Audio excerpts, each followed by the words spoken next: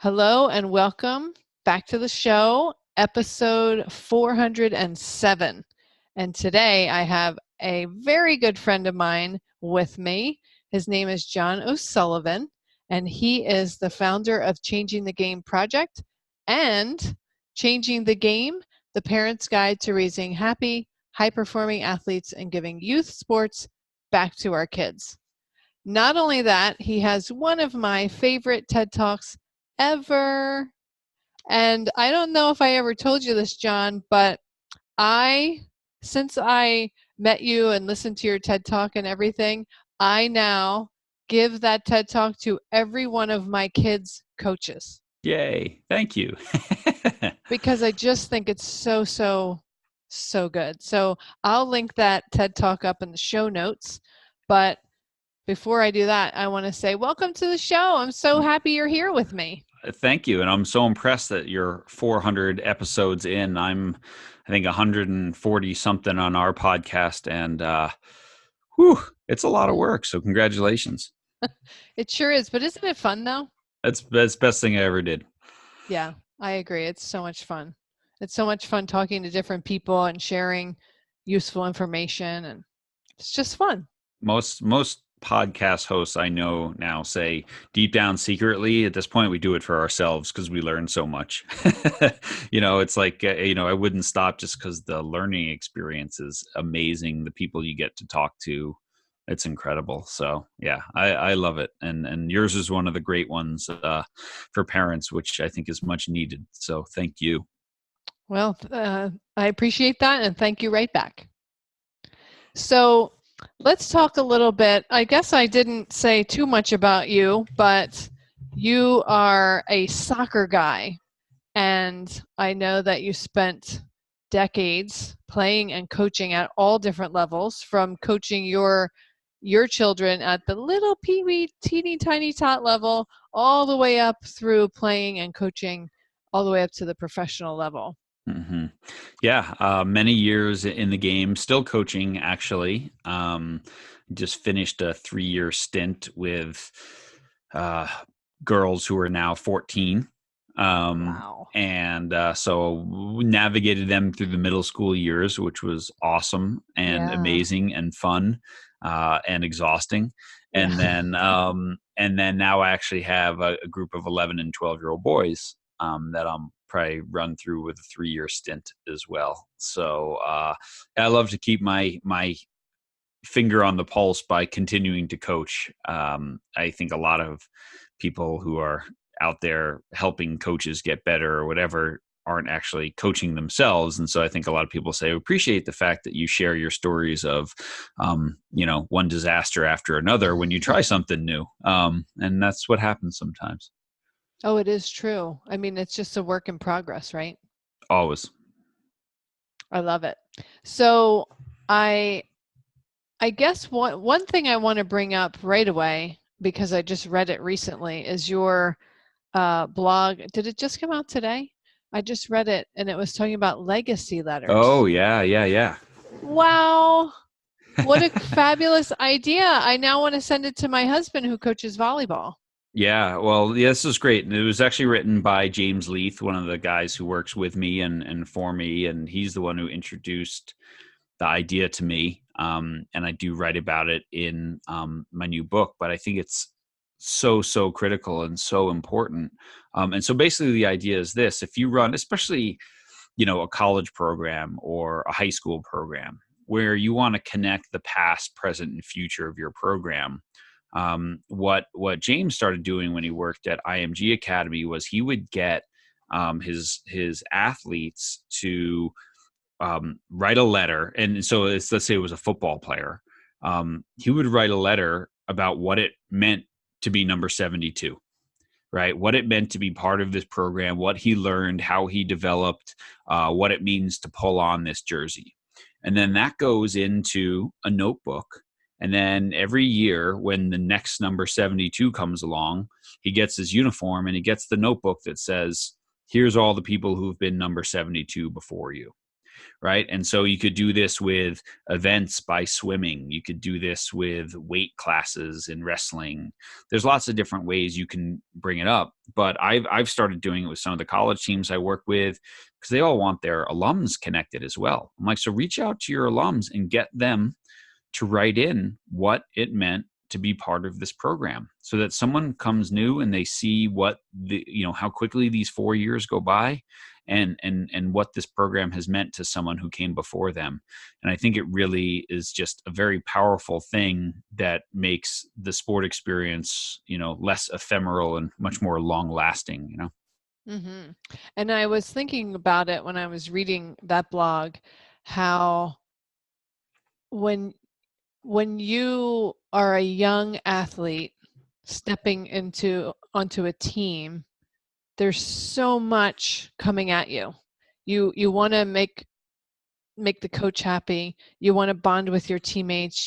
You want to make sure you do and say and things that make people happy with you, and help you to get along with people and perform to the level that they are expecting. And there's so many different things, but all that pressure you feel is kind of like in the now.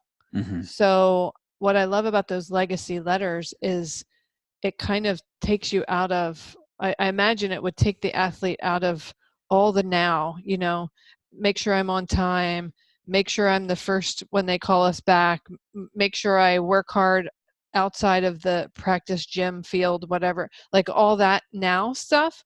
And to think, oh my gosh, I'm number whatever, or I do whatever event, if it's swimming or track or whatever.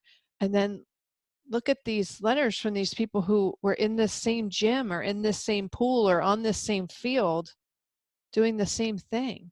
Mm-hmm. I think it's just a chance to step back out of the momentary pressure that they're probably feeling, and just kind of see, like, get a glimpse down the line. Mm-hmm. Almost. Mm-hmm. I think it's Definitely. so cool.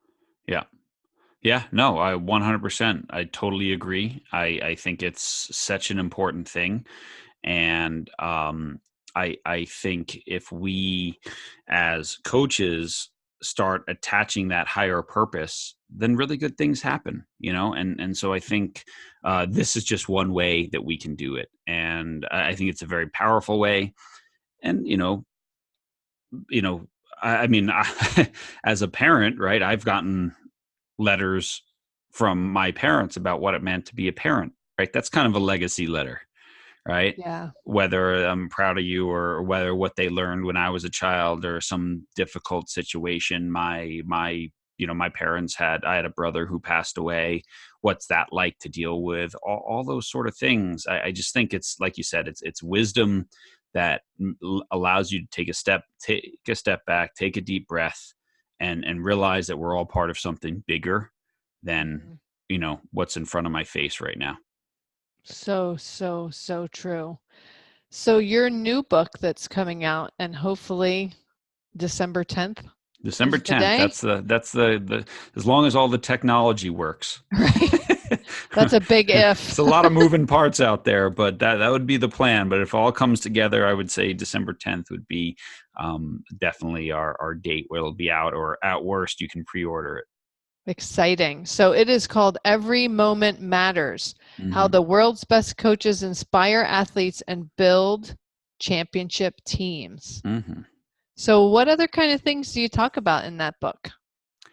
Well, basically the book is about sort of the big questions that I think coaches should ask themselves, and many don't. And I kind of, the inspiration for these came from a great book I read a while ago called Inside Out Coaching by Joe Ehrmann.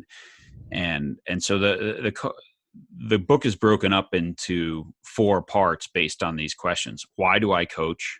Why do I coach the way that I coach? How does it feel to be coached by me?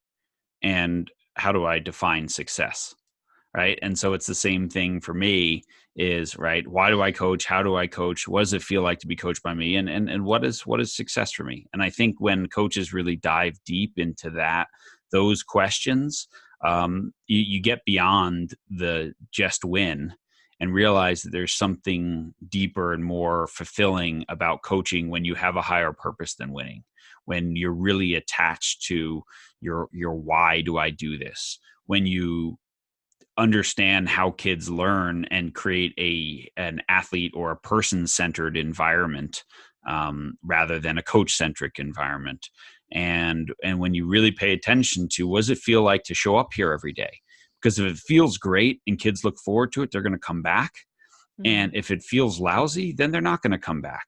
And so it doesn't mean we can't be demanding. It doesn't mean we can't push people hard or anything like that. But what it does mean is that we have to be intentional about the environment we create, not just hope that something good happens by accident. Oh, so good. I think one of the best questions you just asked is, what does it feel like to be coached by me? Mm-hmm. What a great way to look in the mirror for a coach. And it's amazing because when I put those up in a speaking gig in a presentation, and I put that question up, that's the one that people almost always resonate. And I mean, I'm the first to admit, for the first 10 plus years that I was a coach, that question never really occurred to me. Because you're so busy doing. I'm so busy doing and thinking that, well, if I do it right, then it should feel great. And if it doesn't feel great, that couldn't possibly be my fault. That must be the fault of the child, right? Or the high school kid or the college kid. But I think, once you become a parent yourself and you start to watch your kids as they navigate their lives, what it feels like is a really important thing, right? And if you want them to love learning, school should feel good. And if you want them to love sports, then sports should feel good. And if it doesn't feel great for too long, then they're going to walk away and find something else, because video games are really good at making them feel great. Right. Absolutely. They put millions of dollars into research, figuring out how to make you feel great. Absolutely. There's a high school coach in my area who is not the nicest coach in the world. We'll just be gentle and say that. And I was talking to a parent of an athlete on his team, and I was observing the team playing, and every mistake that the girls made, you could see in their body language, you could see on their face, every mistake they made, he literally screamed at the top of his lungs to where he was sounding squeaky, screaming at them every mistake they made. And you could see with each mistake, as I watched the match, before his mouth would open, like as soon as the girl made the mistake, you could see her like bracing for the impact of him screaming at her. Yeah. And I was you can't play that way. No, I mean, and the team wasn't winning. No, I mean, they were playing well, because I think they feel the pressure to play as well as they can, but then they were kind of cracking at that higher level of bursting through and finishing the game. And I was talking to a parent whose daughter plays on that team, and the dad said to me that this guy is very toxic, but the only silver lining in it is that he's witnessed the girls really supporting each other. So after a loss or, after whatever, they'll be walking down the hallway, putting their arms around each other, holding each other up, building each other up. And I thought, well, that's a beautiful byproduct, but why can't that happen? It doesn't have to be as a result of a lousy coach. It could be like, that could be part of a positive program. Well, yeah, I mean, 100%, that is a part of a positive program, right? That team culture and that dynamic and that support of each other is something that should be instilled and should happen often. And again, it's kind of sad that the kids see that is what's needed, but the adults do not. And so, yes, that's finding, the one good out of a lot of bad, when in fact, again, when you create an environment of love and respect, and not fear and intimidation, athletes play better. right? And they do focus more, and they become intrinsically motivated to be good rather than extrinsically motivated to not get screamed at. And Right. the coaches that we interview in my new book, I mean, they go from Steve Kerr, and 8 NBA championships there, down to I think over 100 NCAA titles, to youth coaches and high school coaches who have done amazing work um, creating these types of environments. And I think finally in coaching, we are getting we're starting the coaches that we're celebrating, the Brad Stevens, the Steve Kerrs, the Pete Carrolls, the Sean McVay. These type of coaches are starting to have a lot of success. And I think when they have a lot of success, people will hopefully start emulating that, because a lot of them are still emulating, Bear Bryant, who, by the way, at the end of his life, regretted a lot of the things that he did and how he treated people. Mm. That's powerful. So hopefully your book will inspire people to start adopting these ways if they haven't already. Is this book just for coaches, or is it for, it sounds like it's also for leaders, like leaders could learn from it? Definitely. I mean, let's face it, people are people, right? And people in groups or teams, whether it's a sports team or it's a sales team or it's a church group, right? And so because human beings are human beings, the things that inspire and motivate and drive them are similar, whether they're chasing a ball or not. And so it's 100% written for sports coaches.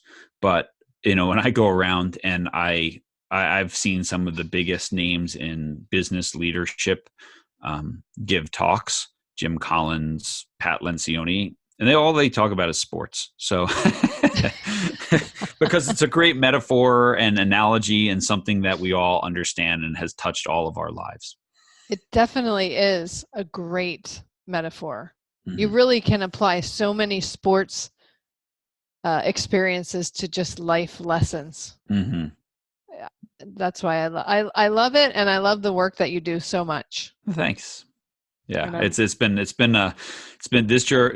has been a really fun journey. The one you held up before, Changing the Game, that was sort of written at a career path change for me, right? When I stepped away from full-time coaching and got to write that book.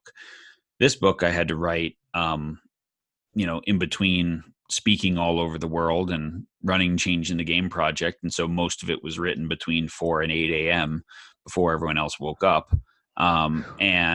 Which was awesome. But it's a collection of, like you said, 140 podcast interviews and tons of research. And so this was really a very different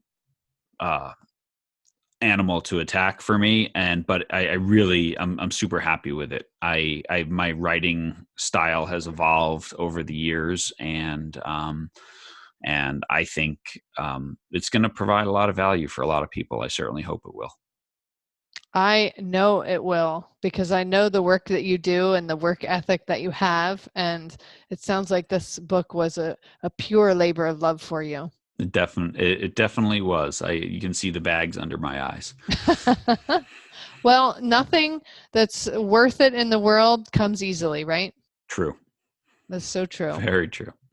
So I will post in the show notes the links to your TED Talk and where people can find your book, whether it's your website or Amazon or whatever. I'll post that link, and I'll be getting my own pre-ordered copy as soon as you tell me it's available. Yoo-hoo. Well, they'll be out before the holidays for sure. I'll probably December 1st start taking some pre-orders for on my website. So, if any of your listeners are, if they go to changingthegameproject.com and just sign up for our email list, they'll be notified when the book comes out. And even if you're not a coach, if you know a coach, hopefully it makes a great holiday gift. Ooh, it's kind of funny. My son is kind of almost in the process of solidifying his offer to play volleyball at a college that we have been talking to. Mhm. And I love this coach. He's so in alignment with your philosophies and the way you do things. And when my son and I met with him, I I can't help it. I still brought your name up and Ha, the kind of work that you do, and he was totally on board with it. So I am definitely going to be sharing this information, your new book, and that legacy letter idea with him because I think he'll really love it. And awesome. so I think coaches everywhere will love it. So, like you said, my podcast is really going out to parents. That's who's listening to my stuff. Mhm. But there are many parents listening who have kids who play sports, multiple kids, multiple sports. The impact that we could make by them sharing your new book with these coaches that they encounter, or if they coach a team themselves, that would be a pretty big ripple, I think. Yeah, I think so. And the goal, again, the book is not written for just high school coaches or just college coaches, right? The principles in it apply across all levels. I give different activities at the end of the chapter and sort of, hey, if you're working with 12 and unders, try this. If your kids are 12 and over, try this, right? They can do something a little bit different. But, deep down, it all starts with, know yourself, Mm-hmm. have knowledge of your sport and coaching and how people learn, and then know your team and understand what they want. And it doesn't matter if your kids are 6 or 26, those things all apply. That's very true. You could coach little 4-year-olds on a soccer field all the way up through college and beyond, and all of these principles definitely apply. Definitely. And the title, the idea every moment matters is because, you know, as coaches, things that we say and do, they can stick with an athlete the rest of their life. And we don't get to pick and choose what they remember and what they forget. And so we have to be intentional about every moment. And we never know if today's the day where that kid is ready to learn, where their heart and mind and body are in the place where the thing that you say or do with them today will be that a life defining moment. And so every moment matters. I love it. I don't think you could have picked a better title because it's so, so true. My brother, you're going to give him a big head. He came up with it. Oh, he did a good job. He did a great job. He's really good at that kind of stuff. And I was trying to come up with a good title, and I was explaining what you mean. He said, "Oh, what you're trying to say is every moment matters." I'm like, "Thanks very much. We're good to go. What's next?" It is. It's just, it captures everything. Yeah, I mean, for really, sure. it captures every aspect of it. And it Yep. really, I think, encourages coaches to be aware of every moment. It's hard to be aware of every moment, no matter who you are or what you're doing. But the more moments we can be aware of and mindful about what we're doing and how we're showing up to the people around us, the better it is for everyone. Definitely. And I think that the other thing that's really important, Aaron, is that it doesn't mean we can't that we have to be perfect. It doesn't mean we No. can't screw up. Of course we're going to mess up. But if we're aware in the moment that that didn't come out right, we can tidy up, right? And if we are aware after practice that, you know what, my interaction in this moment with this athlete wasn't as good as it could have been, right? I can send them an email through their parents. I can send them a text if they're older. I can reach out and I can say, hey, this happened and I didn't I didn't say it the right way. And so we can show some vulnerability. Or they did something great and we didn't catch them being good, and we could do the same thing, right? We can say, you know what, I didn't catch you at the end of practice to say that you were fantastic today. Just your effort, your enthusiasm, your leadership, it's really gone to a new level. Keep up the great work. That could sustain a kid for the next month. Yeah, that could take them through the season, really. Could take them through the season, catching them being good. And so, it's the moments of practice, it's the moments of games, but it's also those moments after where, we still have a chance to make impacts. Well, all of this that you're saying is exactly what I tell parents about parenting. You know, Yeah. no parent is perfect. Every parent is going to mess up. We're going to yell. We're going to say something that we regret saying. And all we have to do is go back. Kids are so forgiving and they're so resilient. And if we go Yeah. back as a parent, as a teacher, as a coach and say, oh, how I handled that, I don't really like it. Right. And again, I mean, the most important thing I do as a parent, right? I have a 12-year-old and an almost 14-year-old, and I am not here as some expert or perfect parent. I've made my own kids cry in the car, right? So, but I think I'm better at tidying up now, or saying, you know what, I shouldn't have said that, right? And understanding what my kids want. My daughter, immediately when we get in the car after a game, says, "Dad, how did I do?" And that question has never once occurred to my son, right? He's like, "I'm starving. What are we eating?" Right? That's it. But when he goes to bed that night, whether we're in a hotel or we're at home, he'll always ask me then, "Hey, how do you think I did?" Because that's his moment to talk about it, right? Mm, And so recognizing that if I make the car a prison for him, he'll be miserable. mhm, And when my daughter asks right after, and maybe emotions are higher, I have to be very intentional about that conversation, mhm, in the moment. What I always ask my kids is, regardless of they had their best game ever, their worst game ever, I always ask them what went well, what needs work, what'd you learn that you can work on this week in practice. mm. What Three went simple, well? three What simple questions. worked? What Or what needs needs work? work? And what can you work on in practice? Yeah, what'd you learn from today that you can work on in practice? It's perfect. Yeah, There's That's all you need to ask. yeah, because there's always something good, Yeah. and there's always something that needs work, and so we turn the focus on those three things always, and it makes it sort of, it balances out the conversation, right? There's going to be some Mhm, good, there's going to be some critique, and there's going to be a plan moving forward. mhm, And if every conversation is like that, I think um, kids don't fear, right? They know when they mhm, ask dad, "How did it go?" or "How do you think I did?" I'm going to get a, we're not just going to talk about the bad things. mhm. So I I think that's have a important. question for you. Hmm. This is something that's come up in my home recently. So since you're a coach and a dad and a coach of your kids, I want to know what your thoughts are. My husband coaches our son and our daughter in volleyball, and our daughter is in ninth grade, 14 years old. And so she has a coach on her high school team, and then he coaches her club team. And he was talking to her about the high school the season that just ended. And she made a comment when we were having the conversation, and she said, I never know.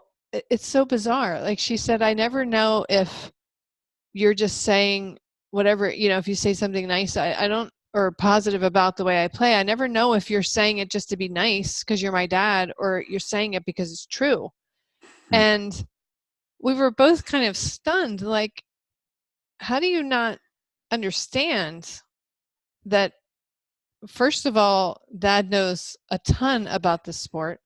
And second of all, he doesn't always say 100% of the time that, oh, you're so good and you're so this and you did that well and you did that well. He'll tell you when you made a mistake or when you need to shift your position or adjust this or that. So I have no idea where she got that from. And I said, furthermore, how would that help you if dad always said only good things and maybe good things that weren't even truthful? How's it going to help you moving forward? Then you Hmm. go try out for a team and you think you're all that, and then you maybe get cut. And then you're shocked because dad said all these untruthful things about how great you are, and then now you realize you're not that great. I mean, Hmm. no part of that makes any sense, but I don't know how to get through to her to help her to kind of just lean into, if my dad says I did this well, he's not making it up, he's actually telling me the truth. Yeah, I mean, it's also the age, right? My Yeah. favorite Mark Twain quote, right, is when I was, 14, my dad was so ignorant I couldn't stand to be around the man. When I turned 21, I couldn't believe how much he had learned in 7 years, right? I love Um, it. so I think, your daughter, my kids, they're that age. Um, but I mean, I think it's great that your daughter could articulate that, Hmm. right? That, she's not sure, and maybe that opens the door to a great conversation around, well, how could I, like, you know, I will always tell you the truth, right? So please know that if I say you did great, it's not to make you feel good. right? Mm-mm. I'll never say that unless I mean it. And B, how could how could our conversation go so that I'm telling you the truth, right? Mm-hmm. There's certain things that you always want to be a part of that conversation, right? Like, again, what needs work, or something like that. Mm-hmm. So, yeah, I don't, I think the fact that your daughter can articulate that means she's probably old enough to come up with some great post game conversational guidelines as well that will help you guys talk to her in a way that she knows, Mm-hmm. right? That we're talking about that. And I think also for your husband, for me, um, it's really hard sometimes to take off your coaching hat and just be dad. Mm-hmm. And so, I mean, I had, James, who wrote that article, was telling me the story about when he was coaching, this youth football team, and he actually had like a foster child on the team he was really close with. And, he said he would wear two hats. And so he would wear this hat when he coached, and he'd get in the car and he'd take that hat off and he'd put the other one on. Like, now Mm-hmm. I'm dad. Right. And so you're having a conversation with dad. And if you want to have a conversation with coach, he would, metaphorically change hats. I Right. love that. And I think that's just a great way, again, for your, your husband to be like, which hat are you asking that question of? Mm-hmm. My dad hat or my coach hat? Right. Right. Because sometimes our job as parents is to make them feel good. And sometimes as coaches, our job is to make them be good. And that's not always the same It conversation. doesn't always add up, right? Mm-hmm. Match up. Mm-hmm. I love it. I love it. You've Mm-hmm. shared some amazing nuggets of wisdom with my listeners, and I think they're going to really enjoy your new book and either reading it themselves or sharing it with a coach that they appreciate in their lives. Awesome. Well, thank you for giving me this opportunity to talk to all of them, and I hope they'll check it out. Yes, and you must check out John's TED Talk. It's so good. Every day or every time when I drop my son off, so he's our youngest, we've been through sports with all of them now. When I drop him off at practice or at his soccer games on Sunday morning or afternoon, when he gets out of the car, because usually I drop him off and then I go park the car. But as soon as he's getting out of the car, I say, play hard, have fun, and I can't wait to watch you play. Mm-hmm. That's it. And every Sunday, your name is in my head going, I love to watch you play. Play hard, have fun. I love to watch you play. Awesome. Well, thank you for that shout out. It's been fun how the TED Talk has continued to resonate here over 5 years later, which I think means that it was a message that a lot of people really felt was important. Really needed to hear, because there's so many kids playing sports, and some parents are they're not sure. They don't really understand the bigger picture when it comes to sports. It's not just about your child excelling because they're going to get some phantom scholarship to college or some nonsense like that. Mm-hmm. You know about the stats as well as I do on that. Mm-hmm. And so that shouldn't be the primary goal. The primary goal should be developing the person that is the little person that's in your home as a human being. Yeah, exactly. Giving them, the great life skills that sport can help develop and teach, but also making sure sport supports the things that you value at home, right? For far too many children, sport is the antithesis of what the parents expect or want at home. And when that happens, it gets really confusing for kids, I think, and not in a good way either. So it doesn't mean that when you have a difficult coach who maybe yells too much or something like that, it doesn't mean that the kids can't learn from it, right? And it doesn't mean that as a parent, every time they're facing difficulty, we swoop in. Like, that's the exact wrong thing to do. Difficulty, adversity, these are good things, right? It shouldn't be easy every day. I have kids who say, how can I get better? And I tell them, work on these 3 things. And a week later, they're like, oh, how can I get better? I'm like, same conversation as last week, right? This doesn't happen because you did this twice. This happens because you do it a couple times a week for a couple of months, and you'll see the difference, And again, we have this generation where if kid wants to get better at video game, they jump on YouTube, they figure out the cheat, and then boom, next thing you know, they're up a level, right? But that's not Yep. how it works in soccer or baseball or volleyball or anything like that. You got to put in the time, you got to fall in love with the process, and eventually the process loves you back. That's a good way of putting it. Mhm. I love it. Well, thank you so much for this time today, John. I'm excited to share your new work with everyone, and I will be getting my own copy soon. Yay. Well, thank you so much, Aaron. It's an honor to be on again. Thank you.